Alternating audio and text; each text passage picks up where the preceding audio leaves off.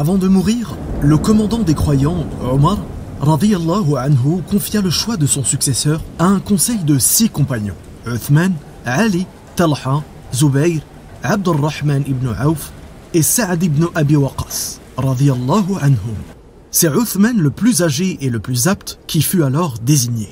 Le 3e calife de l'islam fut proclamé le vendredi à la nouvelle lune de Muharram de l'an 24. Son règne dura 11 ans, 10 mois et 20 jours. La légende de son sceau était « Je me fie de tout cœur à Allah ».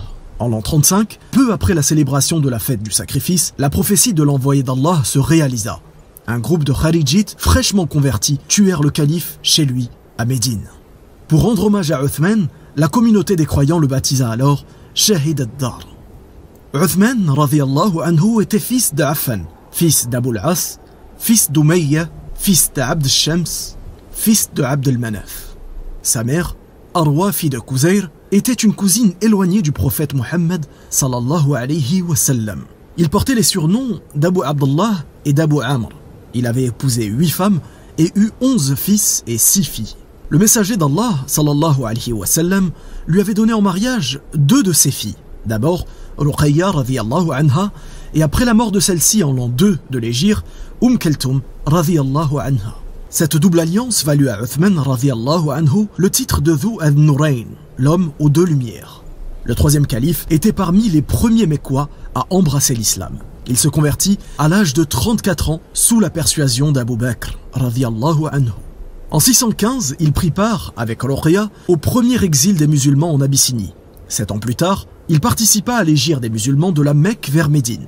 La tradition lui attribue 146 hadiths et le prophète sallallahu alayhi wa sallam le cita parmi les 10 élus promis au paradis.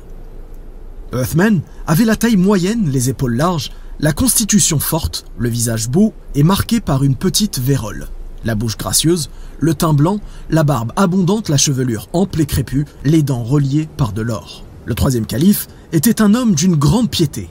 Dans son être et dans ses actes, il témoignait toujours de qualités morales irréprochables. Personne noble, généreuse et bienveillante, on lui doit d'admirables sentences recommandant la bonté et la modération dans les rapports humains.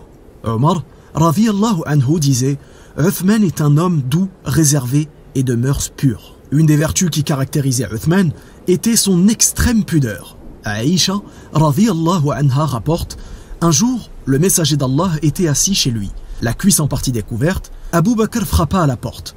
Le prophète sallallahu alayhi wa sallam l'autorisa à entrer en gardant son allure dégagée. Mais quand, plus tard, Uthman vint le retrouver, le prophète laissa tomber son vêtement et se recouvrit. Ses 2 compagnons partis, je lui demandai « Ô envoyé d'Allah, pourquoi n'as-tu pas changé ta tenue pour Abu Bakr ni Omar, mais seulement pour Uthman ?» Il me répondit « Ô Aïcha, ne devrais-je pas montrer de la pudeur devant un homme que les anges du ciel vénèrent ?» Uthman avait coutume de jeûner le jour, de passer la nuit à prier et de garder le livre saint constamment ouvert devant lui. La nuit du vendredi, il récitait dans une prière tout le Coran. En tant que souverain, il était prêt par souci d'apaisement à toutes les concessions compatibles avec l'honneur et les principes religieux. L'un des autres traits de la vie du calife fut sa charité envers les pauvres. Chaque fois qu'il accompagnait le pèlerinage, il faisait dresser des tentes à la Mecque et distribuer des vivres aux Hajji. Lorsque le prophète sallallahu alayhi wa sallam arriva à Médine, l'eau potable se trouvait rare. L'unique source était le puits de Rouma, dont le propriétaire faisait payer quiconque voulait y puiser.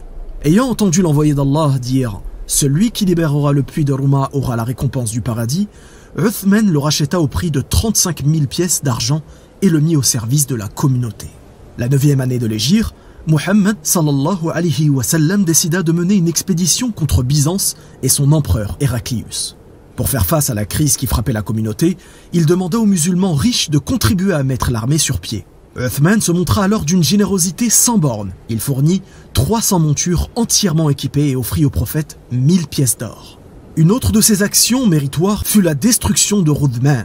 C'était un palais dans le Yémen qui n'avait pas son pareil. Les pèlerins s'y arrêtaient souvent pour en admirer la beauté. Certains le trouvaient supérieur à la Kaaba, alors le calife le fit raser. Durant le règne de Uthman, radiyallahu anhu, l'expansion du nouvel État musulman en dehors de l'Arabie se poursuivit. Au commencement de l'an 27, Abdullah ibn Nafi' et Abdullah ibn Hussein conquirent l'Afrique du Nord et l'Espagne et convertirent les populations à l'islam. Les 2 généraux, aidés d'auxiliaires berbères, pénétrèrent jusqu'à Constantinople, capitale de l'Empire romain d'Orient. Ce fut Muawiyah, sous le calife de Uthman radhiyallahu anhu, qui inaugura pour les musulmans les expéditions maritimes. En l'an 28, Muawiyah s'embarqua à Homs et arriva à Chypre. Il s'en rendit alors maître et reçut de ses habitants la contribution qu'il payait auparavant au roi de Byzance. Sa valeur s'élevait à 7000 pièces d'or. Concernant la vie religieuse, le troisième calife établit la tradition du premier appel à la prière du vendredi et procéda à l'extension des 2 lieux saints de l'islam, le temple de la Mecque et la mosquée du prophète à Médine, sallallahu alayhi wa sallam. Mais Uthman était surtout connu et vénéré par les musulmans pour avoir fixé le texte définitif du Coran. En l'absence de papier, les scribes de la révélation avaient utilisé des parchemins, des morceaux de cuir, des tablettes de bois, des pierres et des omoplates de chameau. Cependant, au début de la 11e année, plusieurs des compagnons qui connaissaient par cœur le Coran perdirent la vie lors de la bataille de Yamamma contre le faux prophète Musaylima et ses partisans. Cette tragédie fit craindre à Omar, radhiyallahu anhu, que la parole d'Allah, subhanahu wa ta'ala, ne vint à disparaître. Il s'en ouvrit à Abu Bakr, radhiyallahu anhu, et finit par le persuader de consigner par écrit l'ensemble des révélations. Abu Bakr choisit de confier cette lourde tâche à Zayd ibn Thabit. Car il fut secrétaire de Muhammad, sallallahu alayhi wa sallam, il mémorisait complètement le Coran et savait écrire l'arabe, le syriaque et l'hébreu. Sous Uthman, des divergences dans la façon de réciter le livre saint se manifestèrent. C'est lors de la campagne d'Arménie, vers l'an 30, que le commandant en chef des troupes musulmanes, Hudayfa, se rendit compte de ces différences. Alarmé, il alla trouver le calife et lui demanda de prendre des dispositions pour éviter que la communauté des croyants ne se divise sur ce livre comme le firent avant eux les juifs et les chrétiens. Uthman pria alors Hafsa, fille de Omar, radhiyallahu anhu, de lui prêter les feuilles que lui avait laissées son père. Il chargea une commission dirigée par Zayd de procéder à la recension du texte coranique et recommanda en cas de désaccord de se référer à la langue des Qurayshites. L'entreprise aboutit à la constitution de la version officielle et définitive du Coran.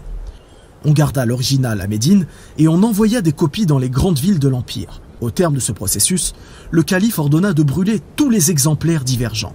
Le Mus'haf de Uthman est resté depuis lors immuable dans sa forme originelle, ne faisant l'objet d'aucune contestation. Le vendredi du 18e jour de Dhul Hijjah de l'an 35, à l'heure de la prière du soir, Uthman succomba sous les coups de ses meurtriers. Il avait alors 82 ans et 86 ans selon d'autres versions. En 35, Abdullah ibn Sabah, un juif du Yémen versé dans les Écritures, proclama la doctrine du second avènement du prophète sallallahu alayhi wa sallam. Allah, disait-il, a eu en ce monde 124 000 messagers et chacun de ces messagers avait un ministre.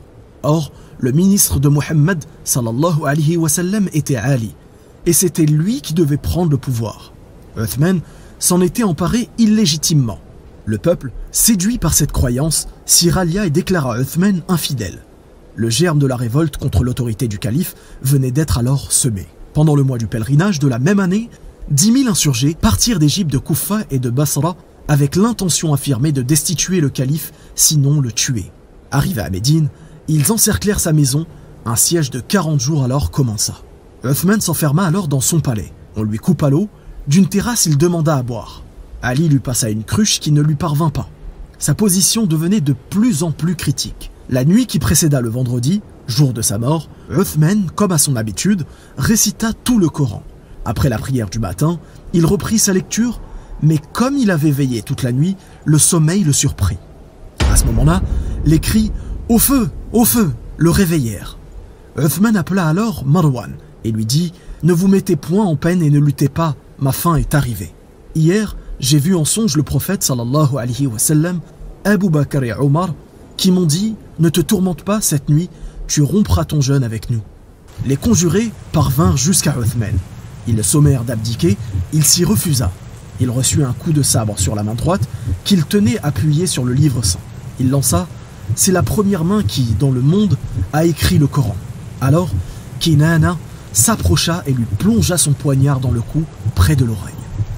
Le sang jaillit sur le Coran ouvert à la page de ce verset. « Certes, Allah vous suffit. Il entend et sait tout. » Uthman tomba par terre. Hutayra et Saoudan entrèrent et l'achevèrent d'un coup de sabre dans la poitrine. Comme Omar avant lui, radhiyallahu anhu, le troisième calife venait de trouver la mort du martyr. Quand la nouvelle du meurtre de Uthman lui parvint, Hassan ibn Thabit, le poète de l'envoyé d'Allah, sallallahu alayhi wa sallam, composa ces vers. Ils ont sacrifié un vieillard aux cheveux blancs, qui portait au front le signe de la prosternation, et qui passait la nuit à prier et à réciter le Coran.